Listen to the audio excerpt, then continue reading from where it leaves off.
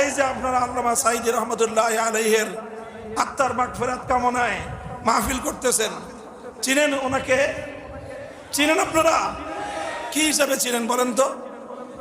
কি হিসাবে? শুধু কোরআনের পাখি। কোরআনের পাখি, এটা সহজ পরিচয়। কোরআনের পাখি সহজ পরিচয়, কিন্তু উনি ইস্তেকামতের সাথে থেকেছেন জীবনের শেষ মুহূর্ত পর্যন্ত। আমাদের জানা মতে এটা হলো কঠিন পরিচয়।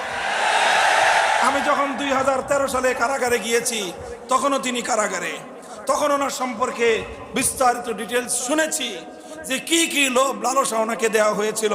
তুমি তোমার পথ ছেড়ে দাও, তোমার জন্য অনেক বড় সম্মান অপেক্ষা করছে, তোমাকে অনেক কিছু দেওয়া হবে, রাষ্ট্রীয় এই দেওয়া হবে, এই সম্মান দেওয়া হবে, এই মর্যাদা দেওয়া হবে, এই দেওয়া হবে।